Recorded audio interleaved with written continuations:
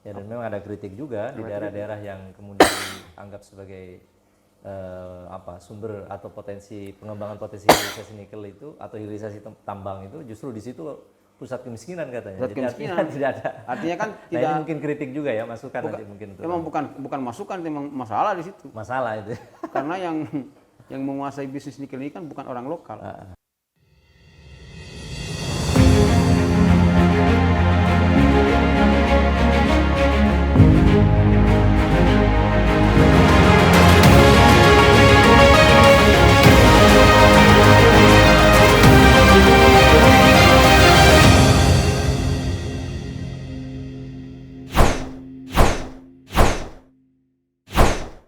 Assalamualaikum warahmatullahi wabarakatuh. Pemirsa, kita jumpa kembali di Elken Talk, Lingkar Kajian Ekonomi Nusantara Talk. Ini adalah diskusi kita dengan beberapa narasumber yang dilaksanakan oleh Elken, Lingkar Kajian Ekonomi Nusantara, yang sampai hari ini ketua dari Elken ini adalah Profesor Didin Esra Manhuri. Dan kami di sini sudah bersama dengan peneliti Elken atau peneliti senior di Elken, Bang Karim. Teman-teman sekalian, para pemirsa sekalian, Elken Talk ini memang sudah beberapa kali kita melakukan diskusi dan sudah sekian lama ya kita sudah tidak melakukan diskusi kembali seperti ini. Dan hari ini kita akan hadir kembali di Elken Talk, dan mungkin juga nanti ada podcast yang lain yang akan bisa kita hadirkan atau lahirkan di dalam kegiatan ini. Teman-teman, ketika kita berbicara tentang ekonomi atau ekonomi politik, maka tentu ini sangat menarik, baik kaitannya dengan ekonomi yang berkembang di negara kita maupun dengan politik yang berkembang di negara kita. Nah, saya kira ini kita ngobrol-ngobrol santai dengan Bang Karim. Apa kabar Bang? Sehat Bang? Baik-baik, ini udah bukunya bagus sekali. Oke, kita ngobrol-ngobrol nih Bang ya. Kita udah lama ini, Elken ini nggak melaksanakan kegiatan diskusi-diskusi seperti ini. Dan ini kita akan memulai kembali podcast Elken ini. Entah nanti namanya apakah masih Elken Talk seperti itu, ataukah mungkin ada nama lain dari usulan dari Bang Karim, nanti silahkan kira-kira nanti seperti kita apa. inilah, suatu saat kan. Hanya mungkin saya ingin sedikit ini aja Bang, kira-kira seberapa penting nggak ya kira-kira ya, atau seberapa ini kita itu melaksanakan kegiatan seperti semodel podcast ini gitu untuk menyuarakan atau menganalisis tentang isu-isu strategis di bidang ekonomi politik yang berkembang di negara kita ini. Ya zaman sekarang ini kan televisi lebih laku podcast sih. Iya Iya betul. Jadi istilahnya siapa kemarin itu ya? Itu sekarang yang menguasai ruang publik itu podcast. Lebih cepat orang mendengar podcast daripada televisi misalnya. ILC pun hanya pindah ke podcast kan. Jadi ini bisa cepat mempengaruhi karena semua orang bisa lihat ya YouTube kan. Jadi sudah menjadi mainstream media baru atau apa artinya? Salah satu media baru yang mencerdaskan publik ya, dan juga membangun demokrasi di tingkat publik. Ya benar nggak sih yang mau saya? Iya. Jadi nggak usah terlalu serius-serius kita kan? Iya enggak, kita santai aja. Ya. Jadi dalam hal ini kalau kita lihat, maka apakah ekonomi politik ini perlu kita bicarakan di ruang? Sangat perlu. Karena nanti kan setelah, apalagi jalan-jalan Oktober ini, 2024 ini kan, pelantikan presiden. Kita bisa melihat berakhirnya Presiden Jokowi, terus kemudian naiknya presiden baru. Ini kan semua persoalan-persoalan ekonomi politik akan menjadi mencuat. Karena pasti ada perubahan cara pandang, ada perubahan kebijakan. Walaupun dia bilang akan melanjutkan, tapi kan belum tentu. Siapa yang memastikan itu nanti setelah tanggal 20 Oktober dilantik, apa kemudian melanjutkan semua? Saya kira itu tidak bisa gitu. Karena itu menarik, karena secara ekonomi politik kan ketika seorang presiden sudah jadi presiden ya, dia sudah punya kekuasaan dan wewenang. Dia bisa menentukan. Kira-kira begitu ya, jadilah ya. Ini kan politisi juga ini. Jadi politisi podcast. Harus ada lucu-lucunya begini. Jadi isu-isu tentang ekonomi terkini dengan relasinya dengan politik, saya kira tidak akan pernah habis ya kalau kita Tidak akan habis. Ya, dan ini mungkin podcast bisa jadi semacam alat kontrol juga ya. Alat Karena kontrol, kan jadi media semacam ya alat kontrol dan sekaligus pilar demokrasi ya. pilar mungkin demokrasi sekarang ya, bisa kalau memonitoring segala macam. Ini kan coba aja sekarang misalkan isu pemilu ini kan hampir semua podcast kan membahas isu pemilu, tapi tidak ada yang membahas isu pemilu itu dari sisi politikal ekonomi, bahkan dunia internasional menyorot kan. Iya, iya. Kok misalnya Komnas HAM PBB, kenapa di Indonesia terjadi kok pemilihan kayak begitu gitu ya. Tapi ini kan yang kita khawatirkan pasca pemilu ini, kalau misalkan benar-benar ini katakanlah dilantik presiden terpilih ya, saya kira mungkin akan pasti dilantik gitu. Iya. Tapi kan jangan Siapa? sampai ada ketidakpuasan ini kemudian berujung kepada krisis ekonomi. Tahun 98 itu kan sebetulnya 98. awalnya kan hanya isu bukan krisis ekonomi kan sebetulnya. Isu politik kan awalnya itu. Tapi kemudian menjadi krisis ekonomi, tapi yang jatuh pemerintahan dari semua negara di Asia maupun Asia Tenggara cuma Indonesia. Karena akhirnya kan larinya ke krisis pangan, menjadi multidimensi. Wah repot kan. Iya. Nah itu ekonomi politik, persoalan ekonomi politik. Ah, itu kan masih jarang dibicarakan oleh yang sekarang mau demo tanggal berapa itu nanti? 19 Iya. pada saat pembacaan keputusan MK dan sebagainya. Kan mereka bicara hukuman. Gejalanya sih ada pola yang sama ya sebetulnya. Ada pola yang pola. sama. Sekarang kan Kayak deja vu lah, ada tahun 98 krisis, kan. iya, ada krisis pangan katanya Iya, kan. Kemudian ya 98 kan gini juga. Kita kan yang demo kita dulu kan. Lalu kemudian ada antitrust ya dari beberapa pihak gitu terhadap pemerintahan yang ada. Pemerintah ada. Kemudian Karena awalnya sih mereka yang sebetulnya diawali dari krisis perbankan dulu Ya, itu kan. kalau dulu. Lalu ada ada PHK. Ya kan. Lalu kemudian orang antri makanan. Sekarang kan udah krisis beras, krisis pangan ini kan bahaya itu. Iya, iya. Apalagi misalkan kita ini kan kondisinya sekarang sampai impor 3,6 juta ton beras misalnya kan. Ya, Ini kan tertinggi sepanjang 20 tahun terakhir ini. Ada apa itu sampai kita 3,6 harus juta impor ton, ya, 3,5 juta ton beras itu. Ini kan salahnya siapa itu? Sementara klaim-klaim pemerintah katanya kita tidak impor, swasembada pangan dan sebagainya. Itu kan yang bahaya. Baru saja mendapatkan penghargaan malah gitu ya. Malah penghargaan. Ya, pada tahun kemarin. Ini kan jadi masalah ini. Iya. Dan kemarin kan ada umpamanya terkait dengan masalah krisis pangan itu sampai ke Indonesia kita melihat bagaimana antrian panjang. Itu sesuatu yang tidak pernah terjadi. Loh, harga beras dalam sekarang di atas beberapa 15.000 itu kan sudah. Iya, ini Yang masih bahayanya. menyelamatkan sekarang kita nilai kurs rupiah ini kan masih aman. ya. Ini problemnya kalau Menteri Keuangan yang misalnya katakanlah bukan Sri Mulyani yang mempunyai reputasi bagus kan. Itu bagaimana itu? Ya. Siapa yang menjamin? Tiba-tiba misalnya rupiah anjlok sampai 20.000. Apa tidak terjadi 98 terulang, jilid 2? Iya. Sangat mungkin terjadi. Mungkin terjadi. Tidak ada pasti walaupun banyak orang yang sudah dipengaruhi sudah tidak politik itu kan siapa sih orang yang bisa menjatuhkan Soeharto tahun 98? Ada nggak yang bisa? Semua loyalis. Ya kalau sekarang dinasti istilah politik dinasti semua dikendalikan. Bukan dulu semua dikendalikan dulu. Bukan lagi dari kepala desa sampai semua dikendalikan.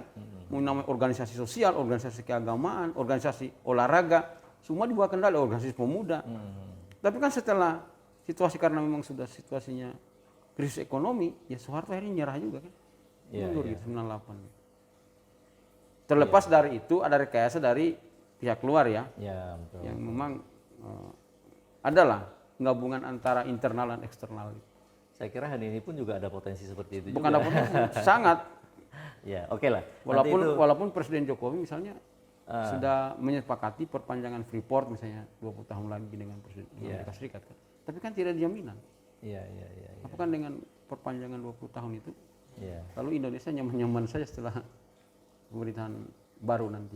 Dan kita saya kira berkepentingan juga ya untuk bisa mewarnai, paling tidak bukan mewarnai, tapi paling tidak mengamati proses perkembangan ekonomi dan politik yang ada di Indonesia begitu ya. Jadi kan mungkin dari podcast-podcast seperti ini ya siapa tahu sih ya, kemudian ada orang yang kemudian terinspirasi atau bahkan mungkin pengambil keputusan bisa terinspirasi dari banyak. Karena kan salah satu kelemahan di Indonesia itu kan pengambilan keputusan itu tidak berbasiskan pengetahuan ya. Atau basis riset gitu kan. Tidak ada kita di Indonesia ini. Kajian-kajian di lembaga pemerintah itu hanya jadikan tumpukan aja kan. Kita mengkaji itu nggak dipakai itu. Kajian investasi, kajian emang dipakai. Pertanyaannya itu kan enggak, hanya diproyekkan aja kan. Kalau di Jepang nggak bisa. Negara-negara maju itu kau nggak bisa membuat sebuah investasi kalau benar-benar tidak ada kajian yang yang layak dan memanfaatkan. Itu kan persoalan itu kita. Ya, ya, ya. Apalagi kita sekarang kan memaksakan beberapa isu-isu yang menurut saya itu ya contoh ini ya, misalnya sekarang kan program pemerintah ini ke depan ini kan salah satunya kan makan gratis gitu, makan siang gratis. Ya. Itu kan ekonomi sebetulnya kan. Betul. Untuk pembangunan sosial kan. Tapi apakah itu bisa menyelesaikan persoalan kemiskinan, kemudian bisa meningkatkan IP? Belum tentu. Ya. Justru kalau menurut saya sebetulnya yang tepat adalah kalau pemerintah mau tidak usah banyak-banyak. Pendidikan gratis dan kesehatan gratis aja. Dulu zaman saya sekolah kan kita dulu ada namanya proyek SD Impres kan. SD Impres itu kan sebetulnya itu sekolah yang diperuntukkan bagi masyarakat Indonesia yang anak-anaknya tidak mendapatkan pendidikan 9 tahun dulu namanya, wajib belajar 9 tahun. Tetapi mereka berada di daerah-daerah suburban, daerah miskin, tertinggal. Nah, dibuatlah sekolah SD Impres. Yeah. Yang jumlahnya sampai tahun awal 90 itu 150.000 unit seluruh Indonesia. Zaman Soeharto ya? Zaman Orde Baru ya. Dan itu SD Impres itu kan gratis, tidak bayar, buku dikasih, belajar tidak perlu beli buku tiap semester. Cuma orang yang sekolah kan dia tinggal bayar sendiri aja, beli baju aja dia kan buat dirinya sendiri. Bahkan yang saya ingat, kita juga dulu dikasih makan tambahan gitu, kayak bubur kacang hijau dan sebagainya itu diadakan oleh pemerintah di sekolah-sekolah itu yang masakan guru-guru gitu. Dan itu tahun 2019 itu Esther Duflo, salah satu guru besar di Universitas MIT ya, Massachusetts Institute of Technology, dengan salah satu riset dia tentang SD Impres, dia dapat hadiah Nobel Ekonomi 2019 dengan suaminya itu sama-sama dari MIT kan.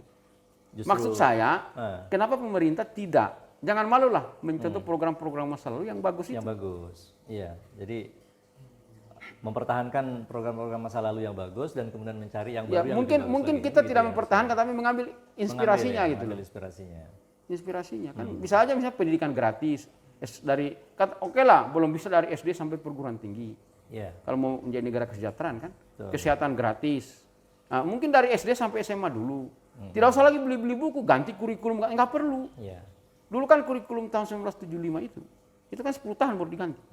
Sehingga stabil itu sistem pendidikan kita, nggak ada perubahan yang aneh-aneh, nggak ada guru juga stabil. Sekarang kan ganti menteri, ganti kurikulum. Kan ada program wajib belajar sekarang, ada program wajib belajar 9 tahun. Atau 12 tahun. Ya itu Merdeka Belajar MBKM itu kan juga apa hasilnya itu kan nggak jelas. Maka cocokologi yang muncul kan, cocokologi kan. Oh yang Merdeka Belajar gitu ya. Iya, sampai sekarang kan belum ada konsep Merdeka yang baru kan sampai kita benar-benar sudah merdeka kan gitu. Definisi merdeka. Merdeka Belajar itu pun masih tanda tanya itu. Merdeka Belajar itu apa sih yang dimaksud Merdeka Belajar? Apakah kemudian seorang mahasiswa IPB gitu? Kemudian untuk perguruan tinggi nih misalnya, ambil mata kuliah di universitas mana gitu, kemudian dapat sertifikat, itulah Merdeka Belajar. Enggak, kalau menurut saya. Merdeka Belajar itu harusnya adalah merdeka dalam memilih pengetahuan yang diinginkan, merdeka dalam menentukan metodologi berpikir, gitu kan. Bukan merdeka memilih tempat belajar di tempat belajar, praktek, bukan.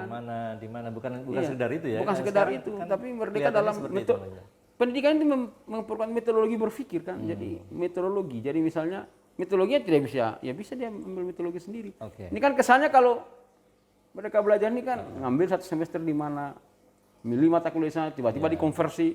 Kadang-kadang tidak nyambung. Saya ini kan dosen juga. Masa mata kuliah apa, konversi dengan apa. Nah problemnya di Indonesia itu, mekanisme konversi itu tidak ada pedomannya dari pemerintah pusat. Pendidikan tinggi. Belum ada, sehingga setiap perguruan tinggi itu bingung dengan konversinya. Ini mata kuliah ini, misalnya dari sana, dari kita 3 mata kuliah. Tiba-tiba diambil di perguruan tinggi lain cuma 2 mata kuliah, atau SKS-nya beda. Itu gimana cara mengkonversinya? Kan jadi repot itu. Jadi kita tidak bisa samakan dengan negara misalkan kayak Amerika Serikat. Orang bisa kuliah di MIT, besok kuliah di Harvard, karena dekat itu. Ada lagi ngambil di universitas mana, karena dia sudah punya standar yang sama. Perguruan tingginya, dia punya kualitas yang sama, kita enggak. Nggak bisa kita begitu. Nah ini yang jadi masalah. Jadi sampai hari ini, sampai selesai periode kedua Jokowi ini, menurut saya belum, kampus Merdeka dan termasuk Merdeka Belajar itu belum jelas konsepnya. Coba anak-anak itu saya kira banyak hal ya yang itu kan problem-problem ekonomi politik yang menurut saya setelah Oktober 2024 ini harus menjadi tema-tema yang harus kita angkat di dalam diskusi Elken ini, atau apa namanya itu nanti kira-kira barangkali usulnya menjadi apa Bang? Tol politik, tol apa namanya buat political ekonomi misalnya kan. Oh, taktik gitu ya? Taktik, ya? taktik, apalah taktik atau apa kan? Bagus juga itu, Bang. Ya, taktik. Boleh itu, Kita boleh bicara soal ekonomi politik, menarik tapi itu. kita ambil misalnya tema MBKM, apa Merdeka Ya, Belajar, kita nyari ekonomi. kemudian pertanian ke depan itu seperti apa. Sekarang kan di pertanian ini ada istilah baru lagi tuh, Cak. Saya pernah baca itu namanya regeneratif agriculture gitu. Regeneratif, nggak tahu di TV sebenarnya nggak ya? Regeneratif agriculture. Jadi pertanian itu harus bisa diregenerasi gitu. Ya, sebenarnya sih sudah dilaksanakan kawan-kawan di beberapa tempat yang agroekologi itu jadi regeneratif agriculture. Jadi tidak lagi industrial agriculture gitu, tapi regeneratif agriculture. Oke, saya kira menarik ya. Banyak sekali sebetulnya ya, Bang ya. Banyak Isu-isu dari political nanti ekonomi. di pertanian, di pendidikan yang sebetulnya hampir semuanya kaitannya dengan ekonomi politik kita. Politik kan berdasarkan pendidikan. Nah, saya menarik tadi sedikit, Bang. Bang Karim tadi menyampaikan bahwa pendekatan ekonomi atau pendekatan yang lama yang pernah kita lakukan, kebijakan yang lama itu bisa menjadi inspirasi untuk perbaikan yang akan datang. Iya, banyak sekali. Begitu juga kalau kita mau coba, ini kan sekarang juga mumpung juga sebentar lagi juga pemerintahan baru kan. Pendekatan ekonominya itu kan rata-rata juga kita seringkali berubah-ubah ya. Iya. Ada masa di mana kita katanya diklaim di masa Soekarno pendekatan ekonominya condong ke sosialisme. Lalu di masa Soeharto condong kepada liberalisme. Lalu dilanjutkan dengan sampai ke masa SBY katanya puncak dari pendekatan liberalisme. Sekarang lebih liberal lagi. Hari ini juga demikian juga gitu ya. Nah, jadi padahal kita sebetulnya sudah punya sebetulnya kan praktek-praktek ekonomi yang sudah mengakar urat lah. Kemudian dia menjadi bagian dari budaya kita, menjadi bahkan diinspirasi oleh agama dan budaya yang berkembang. Makanya Prof. Didin itu sering mengatakan tentang ekonomi Nusantara atau tentang Nusantaranomik. Nah, ini termasuk juga lembaga kajian kita itu namanya Lingkar Kajian Ekonomi Nusantara. Sebetulnya inspirasinya dari situ. Karena kita sebetulnya Muhammad Hatta pernah menyampaikan tentang hal itu ya, wakil presiden pertama kita, bahwa kita sebetulnya punya tipologi ekonomi, praktek-praktek ekonomi yang sudah. Kalau Bung Hatta nyebutnya tolong menolong. Soekarno nyebutnya gotong royong. Kemudian menjadilah sistem ekonomi Pancasila. Nah, sistem kemudian menjadi ekonomi Pancasila. Itu sebetulnya kan ya memang sudah embedded ya di dalam diri kita. Nah, bagaimana Abang melihat tentang hal itu, Bang? Kalau di tingkat global sebetulnya kan pemikiran-pemikiran seperti ini ya, jadi ini saya kira cerita gitu. Jadi sebetulnya pemikiran seperti ini kan sudah lama ya, terutama di negara-negara seperti Eropa Barat, ke Prancis gitu. Kemudian di Kanada itu pemikiran disebut dengan pendekatan heterodoks atau eklektik gitu. Jadi dia sebetulnya mereka mencoba keluar dari cara pandang kapitalisme maupun sosialisme gitu. Dan di Prancis itu berhasil itu ketika mereka menghadapi krisis ekonomi. Dan sekarang lagi di Belanda juga, misalnya yang terbaru ya, yang di Belanda itu ada sama yang disebut dengan konsep heterodoksnya itu namanya donut economic. Pernah dengar nggak? Ekonomi donut ya. Jadi ekonomi donut itu dipraktekkan di Belanda ketika menghadapi COVID-19. Mereka tidak pakai lockdown dan berhasil gitu. Jadi bagaimana masyarakat itu mengurangi cara konsumsi, mengurangi produksi, kemudian ramah terhadap lingkungan. Ada nanti kita bahas khusus itu ya. Pemikiran alternatif dalam ekonomi. Di Indonesia memang kita kan sebetulnya kenapa Prof. Didin itu menyebutnya Nusantaranomik, sebenarnya juga itu bagian dari teori heterodoks itu ya. Karena dia kan sebetulnya di luar, ada dua sebetulnya kalau saya pandangannya ada dua, Cak, kalau mau Nusantaranomik. Pertama, yang betul-betul kita keluar dari kapitalisme dan sosialisme. Tetapi kemudian kan kalau istilah Pak Didin itu mensinergikan dengan nilai-nilai positif dari masyarakat Barat seperti efisiensi, kemudian usaha manajemen yang bagus gitu. Tapi kan teknologi ya. Tapi bisa juga benar-benar kita keluar murni gitu. Berani nggak gitu, kayak Jepang misalnya kan. Benar-benar keluar itu Jepang itu. Dan dia bisa jadi negara maju kan. Tanpa, walaupun waktu itu masuk dalam skema Marshall, proyek-proyek Marshall itu yang zaman ketika habis bom atom. Marshall Plan kan. Amerika Serikat. Tapi mereka tidak menggunakan semua itu utang luar negeri. Mereka justru membangun dengan tradisi mereka dan mereka menjadi negara maju. Jadi budaya itu menjadi sumber inspirasi dari sumber inspirasi gitu. Sumber inspirasi dari sebenarnya kalau pembangunan ekonomi. Pemerintah Indonesia mau kembali ke situ, seperti cerita kemarin kita diskusi di NU itu ya. Iya. Itu sangat bisa itu. Kalau Mas itu kan menyebutnya sebagai ekonomi apa kemarin itu? Apa lupa saya. Nah, jadi maksud saya Nusantaranomik ini bukan jargon sebetulnya. Itu fakta empiris karena di beberapa tempat di Indonesia ini kan banyak gitu yang prinsip heterodoks itu adalah pluralisme ekonomik. Sudah pernah ditulis oleh yang namanya Book dan siapa satunya lagi ya? Kok jadi lupa saya. Ada Book sama dia pernah menulis bahwa memang di Indonesia itu kan ekonominya pluralis ya, beragam, lalu ada yang sifatnya dual ekonomik gitu. Ada ekonomi yang modern, ada yang tradisional kan masih ada sampai hari ini kan. Ada sektor pertanian, ada sektor industri gitu. Jadi sebetulnya Nusantaranomik itulah yang kemudian dulu contohnya itu ya industri batik misalnya. Itu kan industri batik, tenunan dan sebagainya itu kan basisnya di masyarakat gitu. Jadi dan itu sejak dulu dilaksanakan ada sampai hari ini masih bertahan. Masih ada ya batik tenun di daerah di Jawa, kemudian tenun di Jawa, batik di Jawa, tenun di mana itu Sumatera Utara, di kampung di Sulawesi Tenggara, di Madura pakai ritual segala rupa kan. Nah, itu kan memang ekonomi Nusantara gitu. Jadi mereka membangun itu juga dulu untuk berkembang. Tapi kan ada di situ kolektif ekonomi basisnya itu. Jadi bukan individualis ekonomi. Nah, itu yang membedakan itu dengan liberalisme dan sosialisme itu. Sosialisme dalam arti bukan sosialisme ya, yang apa namanya ya ala Leninisme dan itu bukan. Tapi sebenarnya kan kolektivisme Indonesia itu kan gotong royong itu atau bahasanya Bung Hatta itu tolong menolong gitu loh. Bahkan Cina sendiri yang mengklaim sebagai negara sosialis hari ini juga sudah tidak sosialis kan? Tidak sosialis, sudah campuran malah mereka itu. Ekonomi pasar liberal, pasar sosial kalau tidak salah. Ekonomi pasar sosial. Kan di Jerman itu ekonomi pasar sosial. Negara-negara kesejahteraan gitu seperti Finlandia. Nah, itu kan. Tapi mereka kan maju. Nah, kita ini kan kalau mau itu ekonomi apa ini Nusantaranomik ini kita hidupkan, seharusnya ini yang menjadi platform bagi calon presiden siapapun itu. Karena ini kan cita-citanya Bung. Jadi sebenarnya Nusantaranomik adalah praktek empiris atau dalam filsafat itu namanya aksiologi dari sistem ekonomi Pancasila. Sistem ekonomi Pancasila ya. Iya, Nusantaranomik itu adalah aksiologi dari sistem ekonomi Pancasila. Kelembagaannya koperasi.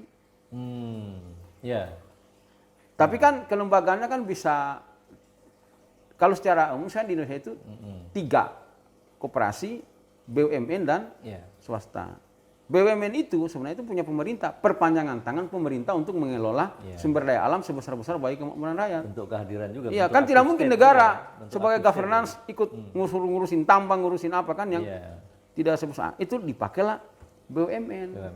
Kalau di daerah BUMD kan begitu. Tapi kalau untuk masyarakat yang bisa dikerjain masyarakat bisa dua, bisa swasta secara individu, bisa kelompok, bisa kolektif yang namanya koperasi. Itulah sebetulnya kan itu kan sebenarnya tidak apa ya di Indonesia ini kan dia tidak kapitalis, tidak sosialis juga kan sebetulnya. Jadi prinsip-prinsip itu diambil, tapi tidak kemudian harus yang salahnya keluarnya kemudian yang justru menonjol kita yang menguasai sekarang individualisme kan, kapitalisme. Jadi akhirnya lahirlah oligarki. Betul. Padahal kalau kita mau bicara melihat ke Jepang aja contohnya gitu ya. Kan perkembangan koperasi katanya demikian. Tiada kementerian koperasi, koperasinya maju. Jangankan Jepang lah, Norwegia, Denmark, Finlandia itu artinya kan membuktikan tesisnya Hatta tadi bahwa gotong royong atau kemudian ekonomi kolektif itu kemudian melahirkan satu kelembagaan yang juga basis sosial kan seperti koperasi. Sebenarnya kota-kota kecil kayak Bogor ini bisa dikembangkan dengan ekonomi model kolektivisme itu. Jadi misalnya gini, ada contoh di Jerman, saya pernah ke Jerman namanya ada kota Freiburg itu. Einstein pernah ngajar di situ. Saya pernah ke Universitas Freiburg itu. Jadi satu kota itu penduduknya cuma 200.000. 200.000? 200.000. Untuk memenuhi kebutuhan pangannya, semua petani itu disubsidi. Jadi dia memenuhi bisa sayur, apa gitu, dia bisa tanam ya. Kecuali yang mereka impor, yang tidak bisa mereka tanam. Nah, jadi semua uangnya berputar di situ. Jadi petani di sana itu diberi semacam sama dengan di Swiss ya. Petani itu adalah suatu pekerjaan yang paling terhormat. Sehingga mereka diberi subsidi dan mereka itu sangat derajatnya tinggi lah. Karena dia menyediakan pangan sama satu kota itu. Iya, penghargaan terhadap misalnya di Jenewa itu ada petani yang memang dia suplai pangan. Jadi semua toko-toko yang namanya supermarket, minimarket, pasar itu, semua dari situ. Tidak boleh dari luar. Tidak boleh dari luar kota lain. Sebelum dipenuhi oleh kota itu. Bogor ini sebetulnya bisa melaksanakan itu. Petani itu kan dikoordinasi oleh koperasi. Bisa kita menginisiasi itu di Bogor ini. Apalagi di Bogor ini ada Institut Pertanian Bogor tuh. Jadi kita menginisiasi setiap kecamatan misalnya, atau nggak usah kecamatan lah. Setiap kecamatan boleh ada koperasinya 2 atau 3. Mereka itulah yang kemudian ya ini kan walaupun di sini sudah banyak minimarket dan kan. Dia buat juga itu. Saya kira bisa, nggak ada masalah kan. Dia buat minimarket tapi isinya semua produk itu kalau perlu pemerintah ada buat aturan. Kau beli sayur, beli apa jangan beli dari impor. Ambil semua produksi buah dari Bogor, sayuran dari Bogor. Jadi semua kebutuhan pangan rakyat Bogor itu disuplai oleh petani peternak ikan dari Bogor. Itu sama dengan kota Freiburg itu. Itulah kedaulatan pangan.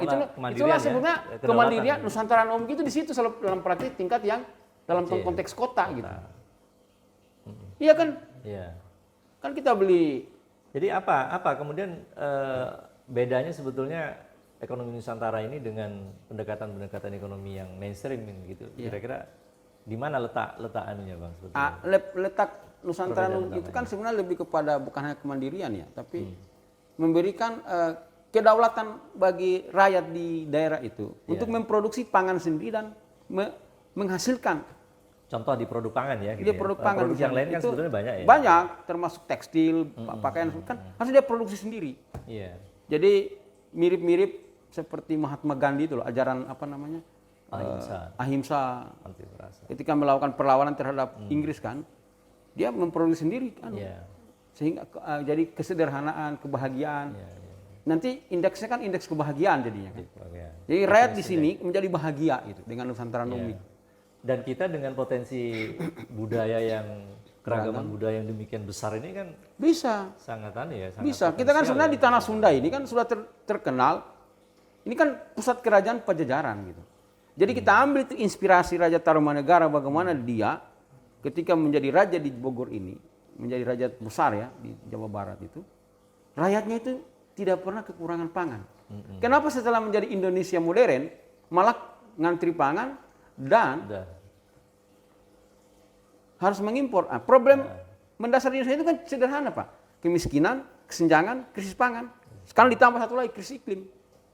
Itu aja problem di dunia ini sekarang, terutama di Indonesia. Nggak ada yang lain-lain gitu loh. Kemudian yang lain juga. Itu pokoknya problem. Kemiskinan, kesenjangan, krisis pangan, perubahan iklim. Ya kan? Karena sekarang kan tuntutannya masyarakat dunia itu pokoknya kenaikan suhu jangan sampai setiap tahun itu 1,5 derajat. Kalau enggak bubar semua. Ya memang kalau di atas 1,5 maka setiap tahun negara ini harus menyediakan duit sekitar berapa itu? 150 sampai 200 triliun untuk mitigasi dan adaptasi. Bayangkan itu. Dan negara komunitas-komunitas adat kita umpamanya ya, masyarakat daerah itu kan kadang-kadang itulah juga, ekonomi Nusantara. Mereka punya mekanisme untuk bertahan melindungi lingkungan. Ekonomi Nusantara itu di situ. Kan seperti komunitas Baduy umpamanya mereka sangat concern terhadap perawatan lingkungan. Mereka tidak menebang kalau umpamanya pohon itu tidak tua.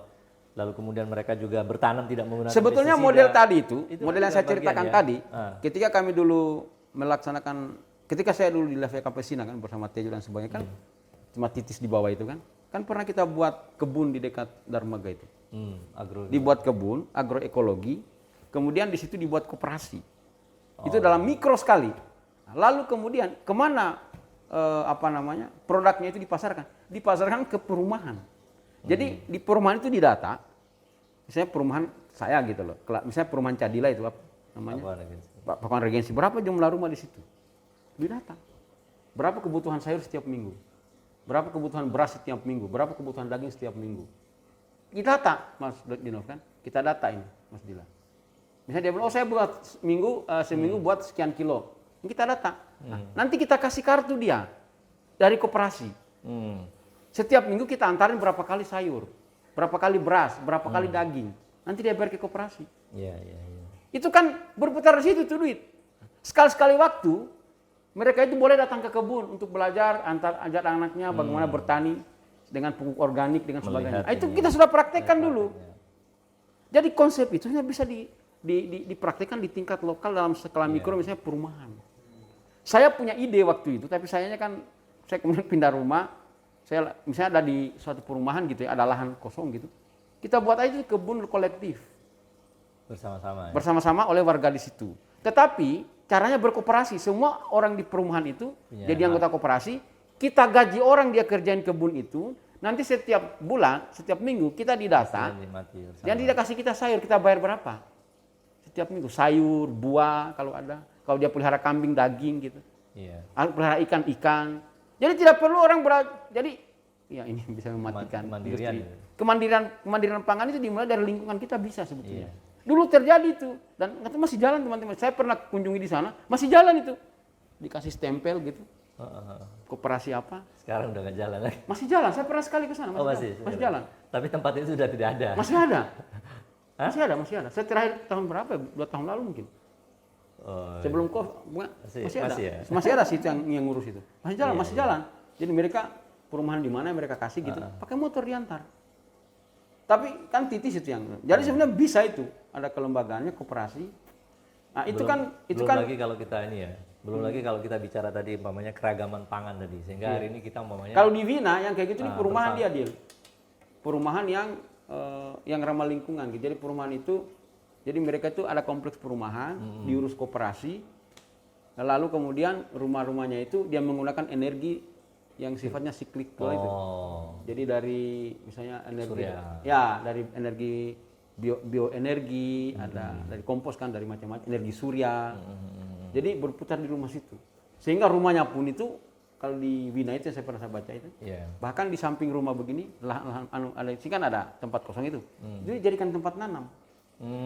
Dengan sistem kayak model pertanian tetes gitu. Pertanian ya. Jadi sebetulnya dimulai dari pekarangan kecil. Itu dalam rangka untuk mengurangi dampak perubahan iklim. Sehingga mereka sekarang kan yang dilawan kan sebetulnya perkebunan atau pertanian yang monokultur yang besar. Justru mereka enggak. Kemudian justru memang sekarang kalau baca polikultur itu saya baru baca itu, saya kaget juga itu ya. Ada misalnya kantor ini nih. Kantor ini kan ada ruang-ruang kosongnya nih di atas. Nanti di atapnya itu di mana itu di negara mana Kanada atau apa dia jadikan dia nanam sayur. Pinggir begini dia jadikan kolam ikan. Iya, tanam. Ada namanya itu urban vertikal urban itu. Jadi farming tapi vertikal farming itu. Vertikal garden gitu. Nah, itu kan dalam rangka mencegah perubahan iklim tapi menghasilkan pangan sendiri gitu. Iya, kan bicara tentang pangan tadi itu, Bang. Sebetulnya di Nusantara kita juga sangat banyak. Variasinya kan banyak sekali ya. Dan kita pernah bukan hanya mengkonsumsi beras kan sebetulnya. Hari ini kan kita seakan-akan berasisasi gitu, sampai orang Papua juga yang biasa makan sagu, makan itu juga harus sekarang makan beras, umbi-umbian kan, sehingga mau tidak mau ya impor itu kan menjadi anunya. Dan di Indonesia akhirnya pangan kan kemudian berhenti gitu loh. Padahal akibat makan beras kan? Banyak penyakit kan, diabetes, gula tinggi kan. Padahal zaman dulu nenek saya itu umurnya hampir 100 tahun, dia jarang makan beras, dia makan jagung sama umbi-umbian. Iya. Jadi begini, sebetulnya kita ini kan politik beras ini kan politik Orde Baru ya. Namanya dulu itu Grand Revolution. Ya kan, Grand Revolusi hijau tahun 70-an kan. Jadi dalam rangka itu Indonesia melakukan suatu kebijakan pasca Orde Lama itu bagaimana menyediakan pangan yang bisa memenuhi seluruh rakyat. Dibuatlah operasi besar-besaran kan, termasuk melibatkan militer dalam rangka supaya semua dibangun lahan persawahan.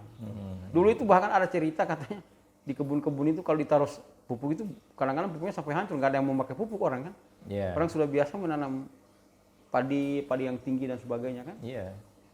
Akhirnya karena politik berasasi ya memang sih di awal-awalnya bagus ya. Kemudian bisa menyelesaikan persoalan kemiskinan tahun 70-an awal Orde Baru itu kan. Kemudian inflasi bisa dikendalikan, dari 70% tinggal 11%.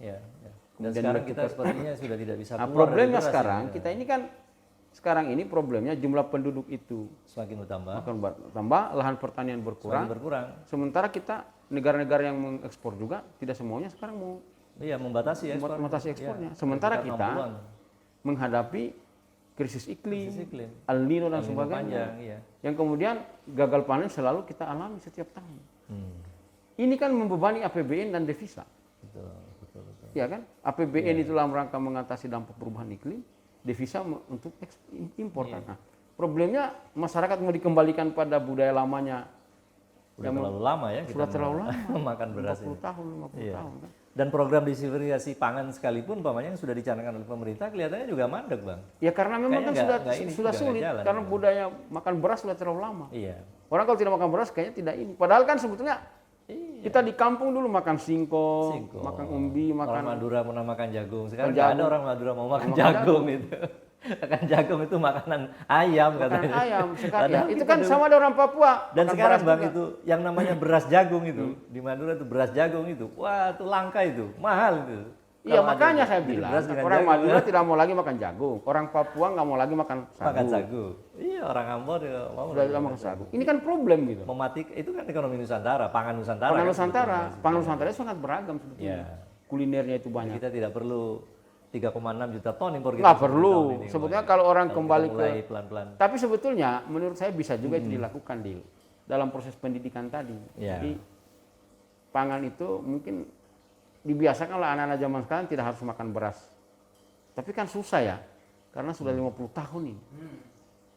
Iya. Memang mau nggak? Tapi dari hal kecil kalau menurut saya, misalnya begini, Ya. kalau di Lemhanas, ini saya cerita ya kawan-kawan, saya pernah di Lemhanas. Di Lemhanas itu kalau orang ngopi, dia punya apa itu? Makanan ringan itu, Kudapan ya. kudapannya itu, tidak ada satupun roti.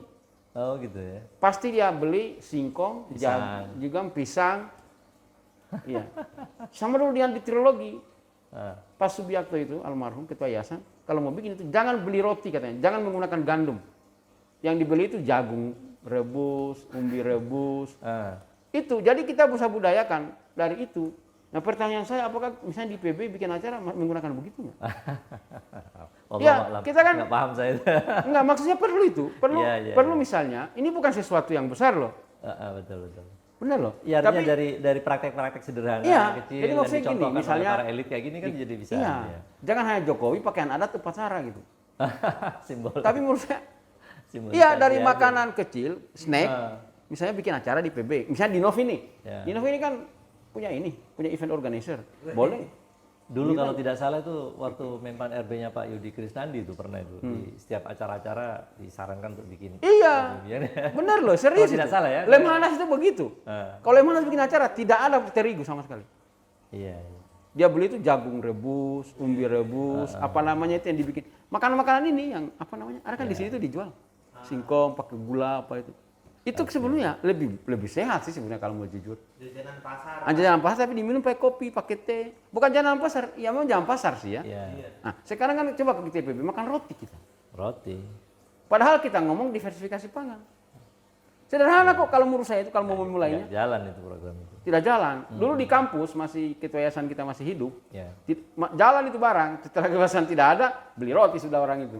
Itu kalau kita bicara ekonomi Nusantara perspektif pangan atau perspektif Iya. pertanian ya. Belum kalau kita mau bicara perikanan gitu mau. Iya.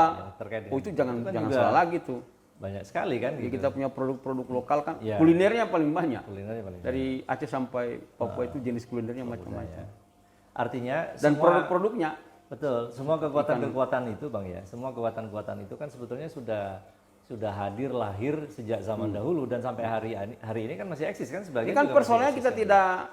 tidak perlu kita tidak transformasikan itu barang. Nah, ini pertanyaan menarik nih, transformasi. Seberapa besar ini peluangnya praktek ekonomi Nusantara yang dulu pernah ada? Oke lah, taruhlah namanya tidak harus ekonomi Nusantara, tapi mungkin praktek ekonomi Nusantara ini bisa bertransformasi di dalam pendekatan ekonomi nasional yang Nah, itu akan belum. datang lah setidaknya. Kita kan beberapa memang kan mungkin sudah ada itu di Ah, kayak batik. ya. Itu kan sudah ada koperasi batik. Tapi ini namanya ekonomi kreatif itu disebutnya. Orang nyebutnya ekonomi kreatif Iya. karena mengikuti tren kan. Padahal sebenarnya itu ekonomi Nusantara. Ya, betul. Karena kalau ekonomi kreatif nanti dilarikan kepada harus ada grain, harus ada apa macam-macam. Itu kan nggak perlu itu. Mereka sudah grain dari dulu kok. Hmm. Ya kan dalam anunya kan. Nah, misalnya kayak di bidang perikanan itu ya. Kalau di apa itu kan ada namanya ikan kayu, ikan asap. Itu kan enak gitu kan. Ah, di Manado sama Maluku itu kan sudah dikelola, ada yang sudah dikelola secara profesional gitu ya. Dengan sistem vakum sehingga harganya kan nilai tambah ekonominya itu lebih tinggi. Bahkan ada yang sudah diekspor. Ah, itu yang kayak begitu kan menarik gitu loh. Ya, ya, ya, ya, ya. Jadi tinggal disentuh dengan teknologi yang terbaru sehingga menjadi hilirisasi itu yang benar kayak gitu. Kalau pemerintah bicara hilirisasi bukan angin surga itu. Ini cerita hilirisasi itu nggak nyambung gitu. Hilirisasi itu yang kayak gitu. Jadi hilirisasi itu kan bahasa sederhana pengolahan supaya bernilai ekonomi. Ya, ada nilai tambah di situ. Nilai tambah ekonomi lebih tinggi gitu. Misalnya kayak lobster gitu. Lobster itu kan kalau mau dihilirisasi, kan dia tidak pada tingkat ini kan sebenarnya, bukan pada level on farm-nya, tapi pada level off farm-nya itu loh. Jadi misalnya sekarang kalau dia bilang lobster sekarang mau diekspor lagi, sudah keluar di permen KP-nya kan? Iya. Itu kan benurnya, itu kan nggak perlu kalau mau hilirisasi besarin di Indonesia baru jual. Besar Indonesia baru dijual. Baru jual ke Cina. Iya. Karena Vietnam itu dia besarin, dia ambil bibit dari Indonesia, dia jual ke Cina lalu pakai kereta api dia, nggak pakai kapal karena ada jalur kereta api dari Vietnam ke Itu Cina. bertentangan dengan prinsip hilirisasi itu. Sangat, sangat bertentangan permen KP yang baru diberikan beberapa minggu yang lalu. Kalau mau hilirisasi, begitu. Nah, caranya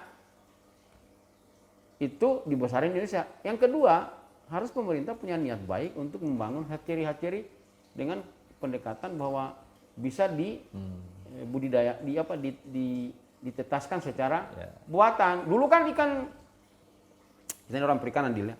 Dulu kan ikan apa itu namanya kerapu tikus itu kan belum bisa di hatchery, ditetaskan secara buatan kan. Masih S2 saya itu tahun 2000 berapa ya? 2099 kalau salah, 2000-an. Sekarang sudah bisa. Jadi yang dialami itu biarin aja dia hidup, nggak usah ditangkap. Yeah. Teknologi kita bisa kok. Bisa. Ilmuwan Menurut saya itu banyak, kalau dikerjakan lobster itu dengan ngambil induk yang bagus-bagus, mungkin setahun berhasil. Sudah, nggak usah nangkap di laut. Bikin hatchery, mau ekspor 100 juta ton juga ke bisa. Kemana nggak ada masalah. Hanya memang rentenya BBL itu tinggi bang, makanya itu menarik. Kenapa? Rentenya tinggi sekali gitu. Ya mungkin karena kalau ngambil nggak ada kerjaan kan. Itu kalau bicara lobster hilirisasi itu kalau sudah besar kan nilainya pasti lebih tinggi. Itu baru kemudian kalau jadi makanan kan. Kalau jadi artinya jadi pangan dimakan. Mahal sekali itu. Lalu kemudian belum lagi karapasnya kan. Iya. Belum lagi kulitnya itu. Kalau itu kulitnya kan bisa jadi chitin-chitosan gitu. Artinya tidak ada yang terbuang. Tidak yang terbuang sama sekali. Begitu juga dengan kalau kita bicara ikan tuna gitu. Iya. Selama ini kan loin gitu, tapi kulitnya sama apanya banyak kan dibuang ataupun tidak diolah lebih lanjut. Padahal bisa jadi minyak ikan, bisa jadi gelatin, bisa jadi kerupuk. Enggak, kalau kerupuk mungkin nilai ekonominya tidak terlalu besar, Bang. Minyak ikan. Tapi kalau menjadi minyak ikan, menjadi tepung ikan, lalu menjadi gelatin bahkan menjadi gelatin, menjadi kolagen gitu, maunya bisa untuk kebutuhan farmasi. Kalau rumput laut kan kita klaimnya paling besar. Tapi kalau baca data 70% diekspor ke Cina. Nah itu ekspornya masih setelah dia ekspor ke Cina, di Cina dia buat pabriknya, dia olah, kembali lagi kita impor dari sana. Kan omong kosong aja. Padahal itu bisa untuk rumput laut itu. Saya pernah penelitian itu. Karagenan kan bisa jadi macam-macam. Saya pernah penelitian itu. Jadi ketahuan kita itu bohong gitu Indonesia itu. Iya. Nah ini kembali lagi ke itu, ini terakhir ekonomi Nusantara sebenarnya harus kita kembalikan di situ. Jadi rumput laut ini kan memang dikerjakan oleh rakyat kecil ya. Mereka itu kan sebetulnya kalau mau, kenapa sih sampai kita harus produksi sendiri sampai menghasilkan nilai tambah hilirisasinya itu? Ini malah hilirisasinya ke Cina. Baru beli ke Cina. Dan di hilirisasinya ke Cina itu, ekspor ke Cina itu dalam bentuk raw material. Raw material. Nggak ada hilirisasi itu. Itu masih beku. Itu pun kualitasnya kalah sama Filipina kita. Iya. Nah, kalau kita kan Cina itu kenapa dia bisa beli? Ada sebuah jurnal itu ditulis ya. Kenapa Cina itu dia bisa beli rumput laut kita sampai 12.000 itu? Karena negaranya dia subsidi 2.500. Jadi memang sebagian itu harganya kan sebenarnya di Cina itu cuma 8.000 sekian gitu. Kalau Filipina deal itu dibeli dengan harga tinggi. 12.500 sampai 13.000 kan. Dan memang kualitas rumput lautnya paling bagus itu kalah kita. Karena memang di sana kadar airnya sudah bagus. Kita masih campur debu, masih campur apa jimur. Itu anunya, teknik pengolahannya. Itu teknik hilirisasinya. Hilirisasinya tadi masih jelek. Pengeringannya keren. Kalau di kemarin saya ke NTT itu kan produsen mungkin rumput laut terbesar kedua. Itu sudah mulai bagus. Jadi teknik pengeringannya udah mulai bagus.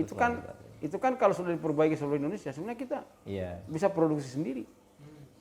Dan untuk bahan-bahan kosmetik ini nggak perlu lagi kan impor dari Cina. Iya, kosmetik banyak sekali. Kita kan kemarin pernah penelitian itu dengan Kementerian Perindustrian, Kementerian Perdagangan, Perindustrian.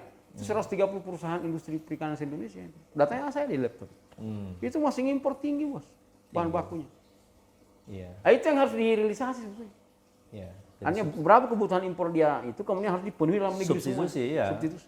Kita harus bisa mensubstitusi. Ini yang tidak nyambung antara kementerian itu tidak tahu. Tapi kelihatannya sekarang ada semangat itu, Bang. Ada semangat hilirisasi sektor-sektor strategis itu mungkin belajar dari pengalaman hilirisasi nikel ya, yang konon katanya berhasil meningkatkan pendapatan negara Tapi nggak juga karena kan itu data yang terbaru menurut siapa itu? Iya. Limbong itu kan justru terjadi overeksploitasi, oversupply. Sehingga harganya sempat turun. Sempat turun. Iya. Pasar Uni Eropa kan. Ya, dan memang ada kritik juga di daerah-daerah yang kemudian dianggap sebagai sumber atau pengembangan potensi hilirisasi nikel itu atau hilirisasi tambang itu justru di situ pusat kemiskinan katanya. Pusat kemiskinan. Artinya tidak ada. Artinya kan Nah, tidak. ini mungkin kritik juga ya, masukan nanti mungkin untuk. Memang bukan masukan, memang masalah di situ. Masalah itu. Karena yang menguasai bisnis nikel ini kan bukan orang lokal. Bahkan tidak jadi tenaga kerja kan. Iya. Nah, ada ini Bang, sedikit ada kritik itu ya, bahwa ekonomi Nusantara ini atau ekonomi yang basis kita yang berakar dari budaya dan sebagainya itu memang skalanya sangat kecil katanya, atau skalanya kecil gitu loh. Padahal kan sebetulnya skalanya kecil, contohnya gimana? Ya artinya banyak dikerjakan hanya oleh UKM-UKM, sehingga kemudian kalau kita mau dorong Dikpas gitu ya untuk menjadi sebuah kekuatan ekonomi nasional gitu umpamanya, itu butuh lompatan yang butuh effort yang besar gitu loh. Sebetulnya bukan sana effort, itu kebijakan ekonomi politik, kebijakan politik pemerintah aja. Ya. Pemerintah punya nggak niat politik? Emang dulu ketika pemerintah misalnya menangkan program Impres Desa Tertinggal atau apapun dulu itu. Ya. Itu kan kebijakan politik aja. Puskesmas dan sebagainya itu kan kebijakan politik. Termasuk SD Impres itu. Kalau nggak ada kebijakan politik begitu, nggak akan berhasil memang. Contoh ya, saya kasih contoh lagi. Batam. Batam itu kalau tidak ada kebijakan politik, ekonomi politik ya, dan kemudian dipimpin Habibie, tidak ada istilah Batam. Coba sekarang dari zaman akhir Orde Baru sampai reformasi, kawas-kawas ekonomi khusus yang katanya nanti menjadi pertemuan baru, mana yang jadi? Nggak ada. Harus ada orang kuat yang punya visi, yang mengerti, yang bisa mendorong itu secara ekonomi politik. Jadi itu barang Batam tentunya. Political will ya. Ada political will dan ada orang kuat. Batam itu kan Habibie dulu. Political economy. Sekarang mana kawasan ekonomi yang dibangun yang baru itu kan? Tidak ada yang jadi. Hanya sekedar omong kosong aja kan. Jadi karena tidak ada satu orang yang benar-benar mengomandoi itu. Ya. Sekarang siapa? Nggak ada orang Indonesia kayak begitu. Oke. Kita berharap lah di pemerintahan yang akan datang ini kalau melihat dari karena tidak sulit.